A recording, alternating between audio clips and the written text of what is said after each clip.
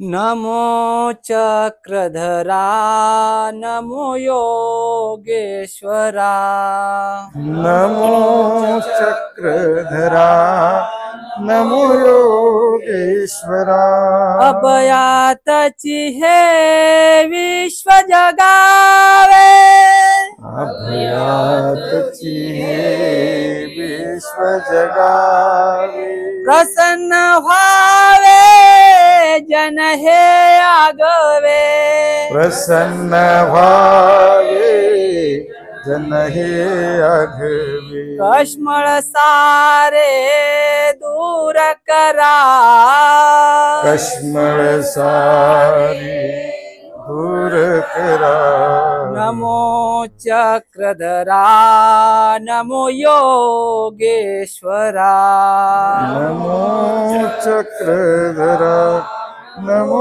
योगेश्वरा परमार्ग हे जीवन व्हावे परमार्ग हे जीवन व्हावे मंगल मंगल हृदयी यावे मंगल मंगल हृदयी यावे परम प्रीती यावी घरा परम प्रीती यावे घरा नमो चक्रधरा नमो योगेश्वरा नमो चक्रधरा नमो योगेश्वरा या कार्यक्रमामध्ये सर्वात महत्त्वाचा एक सांगायचा असा उल्लेख करा वाटतो की या थोरात परिवार यांच्या घरी जे ज्ञानदानाचं कार्य सुरू झालं त्यांना ते निमित्त आहेत आणि बाबाच्या हस्ते मुखारविंदातून जे आपल्याला तत्वज्ञान महानुभवांत ऐकायला मिळालं ते खरोखर बाबाची एक वाणी इतकी मधुर आहे की आपण युट्यूबवर बघितलं कमीत कमी 3000 लोक ऑनलाईन बघत होते दररोजचे कमीत कमी. हे एक आपल्यासाठी सर्वांचा एक सर्वांना याचा लाभ मिळाला. परंतु आता मी माझ्या थोडस वक्तव्याला सुरुवात करतो. या जगामध्ये आपण म्हणतो काय श्रेष्ठ आहे, अन्नदान हे श्रेष्ठ आहे, परंतु ज्ञानदान ही सर्वश्रेष्ठ आहे. कारण अन्नदान श्रेष्ठ आहे कारण ज्ञानदान करण्यासाठी किंवा ज्ञान मिळण्यासाठी सुद्धा आपल्याला पूर्वी आपण जर अन्नदान केलं असेल तरच आपल्याला अन्नदान जर झालं तरच आपल्याला ज्ञानाचा अधिकार निष्पन्न होतो आणि आपल्याला ते ज्ञान मिळतं आणि ते समजता नसतं. म्हणून या जगामध्ये सर्वश्रेष्ठ गोष्ट कोणती असेल तर ती आहे ज्ञान. आपण बघतो सर्व विश्वातले जग स्वामीचा विचार खूप मोठा होता. वसुधैव कुटुंबकम सर्व संतु निरामय सर्व भद्राणी पश्यंतु मा कच्ची दुःख भागवत. सर्व जीव जगती सगळं शांत झाले पाहिजे असा स्वामीचा विचार होता. म्हणून ज्ञानासारखी गोष्ट कोणती पवित्र नाही. म्हणून ज्ञानाची व्याख्या केलेली आहे नाही ज्ञानेन सदृश्य पवित्र मी हे विद्यते. ज्ञानासारखी पवित्र गोष्ट कोणतीही नाही. परंतु ज्ञान किती प्रकारचे आहे आपण बघतो. अज्ञान आहे, अन्यथा ज्ञान आहे, विज्ञान आहे, ज्ञान आहे. अज्ञान म्हणलं तर आपल्याला काहीच माहिती तर आपण ज्ञान म्हणतो. अन्यथा ज्ञान अनात्यान म्हणणे जसं एखादी गोष्ट सारखी दिसती परंतु आपल्याला कळत नसल्यामुळे आपल्याला जाणीव नसल्यामुळे आपण त्याला म्हणणे. उदाहरणार्थ पितळ आणि सोनं दिसतं आपल्याला. पितळाला आपण सोनं म्हणू शकतो, सोन्याला पितळ म्हणू शकतो. जो अज्ञान असेल तो म्हणेल. पण अन्यथा ज्ञानाची ही हकीकत ही कंडिशन परिस्थिती आहे. पण ज्ञान जे आपल्याला पाहिजे तर ज्ञान वस्तूचं आपल्याला जर विवेचन करायचं म्हणलं तर असंच म्हणावं लागलं आपल्याला. ज्ञान नाही ज्ञानाने सदृश पवित्र मी हे विद्यते. ही झालं ज्ञानासारखी पवित्र गोष्ट कोणतीच नाही. परंतु ज्ञानाचे जर आपल्याला सांगायचं असलं तर यथार्थ वस्तू जर सांगायचं असेल तर ज्ञान जी वस्तू जशी आहे तशी जाणणे वस्तूचं यथार्थ दर्शन. म्हणून महानुभाव पंथामध्ये जे 4 गोष्टी सांगितलेल्या आहे. अन्य संप्रदाय आहे सर्व आहेत पण प्रत्येकाच्या तत्वज्ञानाची मत भिन्नता आहे. महानुभाव पंथ हा द्वैत तत्वज्ञान मानलेला आहे. जसं अहम ब्रह्मास्मी म्हणणारे आहेत बाकी जीव आणि शिव एक आहे. पण महानुभाव पंथ जीव देवता प्रपंच आणि परमेश्वर हे 4 पदार्थाला स्वतंत्र मानणार आहे. आपण महिनाभर प्रतिनिधी आपल्या बाबाने तेच विवेचन केलेलं आहे आणि आपल्याला त्याचं यथार्थ ज्ञान सुद्धा केलेलं आहे. म्हणून जीवाला प्रत्येकाला आपण त्याचं वर्णन करू शकतो. जीवले जे नारली अमरे तो जीव. देवता जे आपल्याला संत कर्म प्रभोगतात त्या देवता. आणि त्याच्या पलीकडे जीव देवता प्रपंच जो नाशिवंत जो दिसतोय तो त्याला प्रपंच म्हणतो. आणि परमेश्वर परम ऐश्वर्य आधीला जो तो परमेश्वर, ज्या ऐश्वर्याच्या पलीकडे असं कोणतंही ऐश्वर्य नाही. करतो ना करतो अन्यथा करतो, सर्व काही करू शकतो त्याला परमेश्वर म्हटलेलं आहे. आणि त्याच परमेश्वराचं ज्ञान आपण घेण्यासाठी इथे महिनाभर आपण आलेलो आहे. कारण जीव सर्वाधिकारी आहे, जीवाला हे सर्व मिळू शकतं. आता इतका तिन्ही आपण बघितलं तर ज्ञान वस्तूचं हे बघितलेलं आहे. जीवाचं सांगितलं, प्रपंचाचं सांगितलं, देवता सांगितलं, परमेश्वर. तर परमेश्वराचं ज्ञान प्राप्त केल्याने काय होतं, त्याचे सुद्धा दोन प्रवाह आहेत. अवघड जगाला हे वाटतं की आम्हाला कुठेतरी सुख शांती मिळावी, कारण अल्पमतीवाला माणूस सुख शोधतो, ज्याचं त्याच्या पुढचं ज्ञान असेल तो आनंद शोधतो. सुख आणि आनंद बोलायला, समजायला, वाटायला, अनुभवायला जरी सारखे वाटत असले परंतु त्याच्यामध्ये भिन्नता आहे. आत्म्याला सुख हे भरपूर वाटतं, परंतु आनंदाच्या सुखाच्या पलीकडे काही आहे का? जो आनंद आहे परमेश्वराचा स्वरूपीचा आहे. परंतु परमेश्वराच्या संबंधातील आपण कुठलं जरी नामस्मृतन कीर्तन जर ऐकलं तर त्याच्या अनुभूतीतून सुद्धा आपल्याला एक सुख प्राप्त होतं, आहे की नाही? म्हणून परमेश्वराच्या नामस्मरणामध्ये जर आनंद आहे तर हे ऐकत असताना आपल्याला एक आनंद होतो. परंतु सुखाची व्याख्या जर आपण केली, सुख दुःख मिश्रित ते सुख बोलीचे. कसं, आपण एखाद्या झाडाखाली बसलो, सावलीमध्ये बसलो तर आपल्याला सावली वाटते, बरं वाटते, आणि थोडी थंडी वाजले, ऊन असं वाटतं ऊन आपल्याला पाहिजे म्हणून आपण उन्हात जाण्याची अपेक्षा करतो. उन्हात गेलो तिथे चटके बसायला लागतात, ऊन लागतं, तिथे नको वाटतं. म्हणून बघा सुख कसं आहे, थोड्या वेळासाठी सुख वाटतं, उत्तरावस्थेमध्ये दुःख वाटतं. प्रत्येक भौतिक सुखात सुद्धा हेच आहे. सर्व बोलण्यामध्ये मुलाचा जन्म झाला कोडे वाटायला निघतो आणि ते झाला तो दरडायला लागतो. ज्याची सुरुवात आणि शेवट उत्तरावस्था जर दुःख असेल तर त्याला आनंद म्हणताच येणार नाही. म्हणून सुख दुःख जे म्हणतात ना, निर्तिशय सुख तो आनंद म्हणजे. निर्तिशय सुख म्हणजे ज्या सुखामध्ये दुःखाचा कुठलाही कुठलाही मिश्रित काहीच नाही. प्युअर गावरान तूप, आणि दाडा मिश्रित जर तुपात जर दाडा टाकला तर ते व्हायचं, त्याला समजून घ्यायचं सुख. आणि प्युअर तूप जर केलं तर त्याचा माझा आनंद. थोडक्यात फरक हा, प्युरिटी ज्याच्यात आहे त्याच्यात मिश्रण आहे, हे सुख दुःख आहे, आणि ज्याच्याकडे प्युरिटी आहे तो आनंद आहे. म्हणून परमेश्वराचा आनंद असा आहे तो कमी कधीच होत नाही. कारण परमेश्वराचा आनंद हा चेहऱ्यावर दिसत असतो. म्हणून स्वामी म्हणतात, परमेश्वर परायणा चेरी संबंधे सुख श्रेय शृंगार येतील होती. परमेश्वराच्या भक्तीमध्ये विलीन झालेला जर भक्त असेल, ज्ञानामध्ये जर तो समृद्ध झालेला असेल, परमेश्वराच्या नामामध्ये जर तो गुंतलेला असेल तर त्याच्यावरच्या चेहऱ्यावरचं एक तेज असतं. आपण भरपूर विभूती बघितलेल्या आहे, त्यांच्या चेहऱ्यावरचं तेज आहे. हे ब्रह्मचारी जी माणसं बघतात ना त्यांच्या चेहऱ्यावरचं बघा. आपण प्रपंच आहोत, आपल्या चेहऱ्यावरचं कसं सकाळी वेगळं संध्याकाळी वेगळं.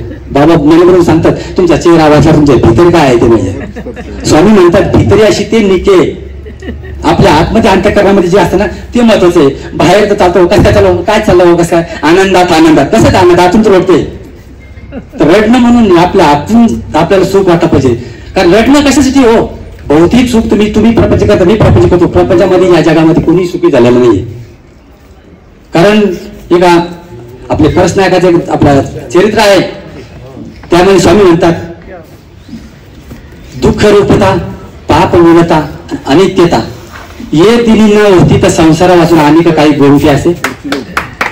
कारण या प्रपंचामध्ये किती गेला अनित्यता आहे, तुम्ही कधी सांगू ते मी वापस येईल. अनित्यता, दुःख रूपता, किती केलं तर शेवटी दुःख येतं. तुम्हाला सर्व दिवसभर तुम्ही चांगलं वाटलं पण संध्याकाळी तुम्हाला बायको बोललं वाईट वाटतं, शेजारी बोलला वाईट, तर कुठे मनस्ताप आहे. सगळे त्रिविध तापाने, आधी दैविक, आधी भौतिक आणि आध्यात्मिक त्रिविध तापाने पिडलेले लोक आहेत. चेहऱ्यावर आपण आनंद दाखवण्याचा प्रकट करण्याचा प्रयत्न करतो पण तो आनंद नाही. फक्त आनंद तुम्हाला एका ठिकाणी मिळतो, नामस्कीर्तन, परमेश्वराचे नामस्मरण करा तर तुमच्या चेहऱ्यावर तेच दिसेल. तेच कोणाला सांगायचं काम नाही. आता एक छोटीशी लीला आहे त्याची मी सांगतो. स्वामीचा मुक्काम निवाशाला होता.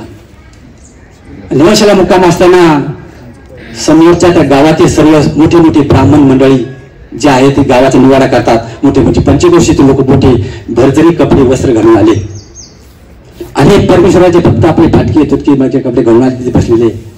ते आले, त्याला असं वाटलं का वा स्वामीचे भक्त काय तर साधे माणसं दिसते, त्यांच्याकडे काय आहे काही नाही. परंतु त्यांच्या चेहऱ्यावरचा तेज मात्र त्यांच्यापेक्षा जास्त आहे.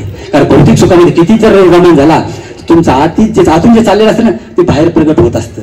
चेहऱ्यावरचं तेच काही तुम्हाला कृत्रिम लावून पावडर लावून काही चांगलं करता येत नाही. कारण आतलं असतं ते बाहेर येत असतं आणि चेहरा सांगतो तुम्हाला किती सुखी दुःखी आहे तुम्ही. आणि परमेश्वर भक्त म्हणून म्हणलं बाबा सांगतात सुख दुःख समाकृती लाभा लाभो जयाजो. त्याच्या ठिकाणी सुख दुःख सारखं असतं, त्याला कशालाच फरक पडत नाही. तो गरीब असो श्रीमंत असो कधी फरक पडत नाही. मग नेवाशाला स्वामीचा मुक्काम होता आणि ती भक्तपूर्वी ते गावातले सर्व लोक ब्राह्मण सर्व आले, उंची उंची वस्त्र घालून आले आणि आपले परिवार असे बसले. तर त्यांना असं वाटलं आम्ही एवढी मोठी वस्त्र घालून आलो आणि हे लोक अशी भक्तीने मनात कल्पना केली. पण सर्वज्ञ श्री चक्र स्वामी सर्वज्ञ आहेत, त्यांनी जाणलं यांच्या मनातला भाव काय आहे, यांना काय वाटतं या लोकांप्रती. मग स्वामी मग याला भक्त परिवार म्हणतात. जे ईश्वरीचं ज्ञान घेत होते, परमेश्वरच्या भक्तीत विलीन होते, त्याला स्वामी म्हणतात आनंदाची दिवाळी का ना करा गा. आपण जरा म्हणलं करा ना सण साजरा होईल का साजरा, आपलं म्हणतो साजरा करा, मग पैसे लागतील, काहीतरी चांगले कपडे घालावे लागतील, रात्र वगैरे मारावं, सण साजरा. तसं नाही, परमेश्वरा ठिकाणी काही लागत नाही. तिथं काय लागतं, अंतःकरण भाव तसा देव प्राप्त होतो. म्हणून ते म्हणजे आनंद दिवाळी करा. स्वामींनी त्यांना स्थिती आनंदाचा संचार केला, त्यांच्यावरचा चेहऱ्यावरचं तेज असं झळायला लागलं. आणि ज्यावेळेस गावातून जे ब्राह्मण आले त्यांना असं वाटायला लागलं अरे यांचं काय, यांच्या चेहऱ्यावरचं काय तेज आहे. त्यांना स्वतःला असं वाटायला आम्ही छोटे आहोत आणि हे काय मोठे, हे ईश्वरीच्या तेजाचं ज्ञानाचे कार्य आहे. म्हणून परमेश्वराच्या संबंधात आपण जर गेलो असेल तर आपल्या चेहऱ्यावरचं तेज निश्चित वाटण्यात काही शंका नाही. परंतु आपण आताच बघितलं की ज्ञान जे आहे, ज्ञान सुद्धा दोन प्रकारचं आहे. आपण बघतो हो, बौद्धिक जीवन जगण्यासाठी सुद्धा आपल्याला काही शिकावं लागतं शैक्षणिक क्षेत्रामध्ये, तर आपण ते ज्ञान घेतो. त्याला ज्ञान म्हणता येईल का, नाही. कारण पोट भरण्याकरता आहे ते. जीविका आणि उपजीविका जर म्हणलं तर उपजीविका करण्याचं साधन म्हणजे हे आपलं भौतिक नोकरी करण्याचं साधन म्हणजे उपजीविका साधन झालं. पण आपल्या जीविका म्हणजे आपल्या जीवात्म्याच्या कल्याणासाठी आपण काही करतो होतो. ह्या जगातला इहलोकीतला माणूस शक्यतो कधीही आपल्या आत्म्याबद्दल, आत्म्याच्या कल्याणाबद्दल, आत्म्याच्या हिताबद्दल कधीच विचार करत नाही. अहो मेल्यानंतर 84 लाख योनीला मनुष्यातल्या प्रत्येक माणसाला जाणं आहे. पण स्वामी म्हणतात अनुसरल्यानं चुकतं ते. मनुष्य योनीच्या खाली मनुष्य अनुसरल्यानंतर खाली जात नाही, हे आपले स्वामींनी सांगितलेलं आहे. मग त्यांच्या ते चेहऱ्यावर तेच बघितलं तर असं वाटलं अरे वा वा काय बात. हे स्वामींच्या संविधानाचं मोठं आहे. पण ज्ञान, आता ज्ञान उपजीविकेच आहे. जसं स्वामी भगवद्गीता म्हणतात उद्धरेद आत्मना. आपल्याला ईश्वराचं जर मोक्ष मार्गात प्राप्त करायचा असेल तर परमेश्वराचं आपल्याला भजन पूजन करायला लागेल. म्हणून भगवद्गीता सांगतात देशा सतत युक्ताना भजता प्रीतीपूर्वकम ददामी बुद्धी योगम तम तेन मामुपयांती. ते परमेश्वराचा अनन्य भावपूर्वक सतत 24 तास काम जरी करत असलो तरी आठवायला काही आपल्या डोकं वेळ लागत नाही. हे काम करत असतो नामस्मरण करू शकतो. म्हणून आपल्या परमेश्वराचं सतत चिंतन असलं ददा आणि बुद्धी योगम तो तुम्हाला योग प्राप्त होतो. दुसरी गोष्ट आपला आहार विहार कसा असायला पाहिजे तेही भगवद्गीता सांगते. युक्त आहार विहारस्य युक्त चेष्टस्य कर्मसु युक्त स्वप्न व बोधस्य योग भवती दुःख. सात्विक आहार असायला पाहिजे. आहाराचे 3 प्रकार सांगितलेले बाबांनी आपल्याला महिनाभरात सर्व सांगितलेलं आहे. आपण बी काही बाबांनी सांगितलं म्हणून तेवढंच करता असं भाग नाही. आपलं 365 दिवस प्रत्येकाने ज्ञानाचं भगवद्गीतेचं वाचन केलं पाहिजे. महिना झाला म्हणजे झाला असं भाग. आपल्यासाठी दिवाळी साधू संत येते घरातूनची दिवाळी दसरा, आपल्यासाठी 365 दिवस दिवाळी. कारण ऐश्वर्याचे भक्त आहोत. आपल्या चेहऱ्यावरचं तेज आपलं कधीच कमी होणार नाही. आताच आपल्या समोर बसलेले आपले जे ग्रस्त होते आपले सन्माननीय परम मित्र सन्मानसे भाऊ उर्फ बाबाजी आपल्या समोर बसलेला आहे. त्यांच्या चेहऱ्यावरच्या तेजमध्ये आपल्या तेजमध्ये फरक बघा. यात काही शंका नाही, नवल नाही, कारण हे असंच असतं. पण देव म्हणतात ना तुम्ही येऊन तर बघा, आयसीएची मोह उचलू मी तुम्हाला, याची ती दशीची धरली पुढे. म्हणून प्रपंच सोडण्याचा भाग पुढचा आहे. कारण आपण हिंदू संस्कृतीमध्ये तर म्हणतोच आपण हो 4 आश्रम आहे. लग्नामध्ये प्रत्येक वेळेस बोललं जातं, ऐकलं जातं बाल ब्रह्मचारी आश्रम, ग्रस्त आश्रम, वानप्रस्थ आश्रम आणि संन्यास आश्रम. फक्त मानभावासाठी बघितलं मी बघितलं. कारण 4थ्या आश्रमामध्ये मला संन्यास घ्यायचं त्याच्या 13 आपल्याला पाहून त्यांना वाईट वाटतं. वाईट वाटच काही कारण 4था आश्रम हा संन्यास हा आहेच. वामप्रस्थ म्हणजे प्रपंचातून थोडं वेगळं होऊन तिकडं मार्गक्रमण करणे. कारण प्रपंचाची आसक्ती मरेपर्यंत सुटत नाही. संन्यास घेतो सुटते का असं संन्यासाचं कार्य ते का नाही. विचारून घ्या ना. प्रत्येकाचा स्वभाव वेगळा आहे, ते जीवाचं कार्य आहे त्याचं ते असू शकतो. त्यामुळे आपण असं म्हणू शकत नाही की एका बाबाला तुम्हाला असं वाटत असेल त्यामुळे त्यांना ग्रह धरून सर्वांना आपण एका लाईन मध्ये बसू शकत नाही. पण ते जीवाचा स्वभाव आहे. कारण अष्ट स्वभाव कोणा सुटले का नाही, पण मात्रा मात्र या सांगितलेलं आहे. मनुष्य मात्र होऊन असावी ते तर पटलं पाहिजे. मानवता धर्मात आपण पाहू शकतो कमीत कमी. आता भगवान स्वामी आपल्या बाबांनी आपल्याला श्रीमद भगवत लीला चरित्राबद्दल तर सांगितलंच होतं, परंतु 12व्या अध्यायामध्ये सांगितलेलं आहे आद्वेष्ट सर्व भूतानाम निर्मोहम निरंकार. म्हणजे आपण असा भक्त झाला पाहिजे परमेश्वरला. तोच भक्ती समयप्रिय कसा आहे, तुम्हाला सुख दुःख मित्र अमित्र लहान मोठा भूत मात्र हे सर्वांवर तुम्ही सारखं प्रेम केलं पाहिजे. तुमच्या अंतःकरणात ती जागा पाहिजे. हे सर्व तुमच्याकडे असेल. सुख दुःख समान मानणारा, कुठेही विचलित न होणारा स्थित प्रज्ञ जो आहे तो भक्त समयप्रिय स्वामी सांगितलेलं आहे. भगवत श्रीकृष्ण भगवतीत सांगितलेलं आहे. म्हणून असं आपल्या मनामध्ये आपल्याला ही तयारी करावं लागेल. ती आपल्याला ज्ञान घेतलं तर ती नक्कीच आपल्याला त्याचं बीजारोपण होईल. परंतु लीळाचरित्रात एक प्रसंग आठवतो मी सांगतो. जेव्हा मला माहिती मला माझ्या थोडंसं बोलण्यात जास्त आलं प्रसंग छोटा सांगतो. स्वामीचा मुक्काम निवाशाला होता आणि स्वामीच्या सन्निधानात असल्यामुळं रेम नायकाचा पद्मनाभी नावाचा स्वामी भक्त होता. परंतु स्वामीपासून दूर गेल्यानंतर काही वाममार्गाला तो तिकडे गेला. परंतु स्वामी बरोबर राहिल्यामुळं सन्निधानातलं त्यांनी जे गोमटं कमावलं होतं, जी कणव कमावली होती, त्या कणवेची स्वामी पुढे काय करतात त्या चरित्र सांगितलेलं आहे. एक दिवस ते पुढे एका गावात दरोडे टाकायला ते जाणार होते, कोण पद्मनाभी. तर एक दिवस स्वामी अगोदर सांगतात भट्टोबासांना, भट्टोबा तुम्हाला एक करणी असे, म्हणजे तुम्हाला एक काम करायचंय. तेही गावाला जाऊन तुम्हाला वस्त्र शिवायला टाकले ते घेऊन यायचे. तुम्ही ते कपडे वस्त्र आणायला जा, परंतु तुम्ही जाताना तुम्हाला कोणी जर पालखीवाला कोणी जर भेटला तर त्याला थांबून तुम्ही त्याला वार्तालाप करा, बोला. म्हणून भट्टोबास गेले. त्यांची पद्मनाभीची पालखी चालली होती आणि स्वामी पुढे गेले, भट्टोबास पुढे गेले आणि भट्टोबासाला ते आठवलं की मी यांना मला स्वामींनी सांगितलं त्यांना मला बोलायचे. भट्टोबास वापस आले आणि त्या पद्मनाभीला म्हणतात, त्यांना दंडवत केला, मला ओळखता का तुम्ही? पद्मनाभी म्हणतात नाही. मग ते मी स्वामीच्या सन्निधानात एक वानरा होता तो मी असे. मग त्याला कळलं बरोबर आहे, त्याला दंडवत केला. परत ते म्हणे स्वामी पोटात म्हणतात स्वामी निवासाला राज्य करतात. मग तुम्ही आमच्या संघ चला भट्टोबासारखी असं म्हणतात. भट्टोबास म्हणतात मी पुसल्या विणे येणे नाही. बापा सांगितलेलं इथीचा जो व्यापार आहे तो पुसो करावा ही आस्तीपरी आश्रमची आहे. म्हणून ते म्हणले की मी स्वामीला विचारलं येते मी असं नाही की मला जो व्यापार सांगितलं मी परमार्थ व्यापार करायला चाललं, स्वामीची आज्ञा असतात मी केलं असतं, पण मला तशी आज्ञा नाही. मग तुम्ही जाऊ शकता. मग तुम्ही भट्टोबास कपडे घ्यायला गेले, वापस गेले आणि त्यांना थोडा वेळ लागल्यामुळे काय पद्मनाभीची पलकी ज्या गावात जाणार होती ती अशी पैशाची वाकडी उधळीत चालली होती. अहमपणा गर्वपणा होता आणि त्या गावामध्ये जाऊन ते बरेच लोकांचा हानी करणार होते. म्हणून ते इथे वेळ झाल्यामुळे त्या गावात हा मेसेज आला का पद्मनाभी म्हणजे गावातले लोक सगळे निघून गेले. त्या माणसाने जे हननाचं जे पुढचं कर्तव्य होणार ते झालं नाही. सांगायचं तात्पर्य मी पुढे येईलच. स्वामीकडे भट्टोबास गेले आणि भट्टोबासा म्हणतात जी रेम नायकाचा पद्मनाभी भेटला होता. तर ते काय म्हणायला सांगितलं, त्यांनी मला असं विचारलं मी त्यांना असं सांगितलं, त्यांनी मला असं विचारलं मी त्यांना असं सांगितलं, असं मी बोललो आणि मग सांगितलं. तर मग पुढे काय झालं ते पुढे गावात गेल्यानंतर ही गोष्ट त्याची घडलेली. मग स्वामी म्हणतात का तुम्हाला पाठवण्याचा उद्देश हा होता, कारण आपण तर हे एकमेका भेटल्याचा पाठचा आहे. परंतु ईश्वराच्या साधू संतांचं ज्ञानाचं जर भेट झाली आपल्याला त्याच्या म्हणून म्हणतो ना दर्शनाने तुमचा अनेक अनिष्ट चुकतात. म्हणून तुमच्या ह्या डोळ्यासारखे म्हटलं तुम्ही ज्ञानी आहात, तुम्ही येथीचे आचेर आहात, तुमच्या दर्शनाने याचे ओरखटे चुकले. त्यांच्याकडून जे मोठं पाप होणार होतं का पूर्वीची थोडी कणव जोडल्यामुळे स्वामीला सुद्धा कणव आली. स्वामी सर्वज्ञ आहे, सर्व गोष्टी जाणून ठेवतात. भक्त जर असेल पण त्याला जर ते संकट असेल मोठं चूक होणार असेल म्हणून भट्टोबासाला मुद्दाम स्वामींनी तिथं पाठवलं का त्यांच्या आडवं जावं, त्यांची भेट व्हावी आणि त्याच्याकडून हनन चुकावं.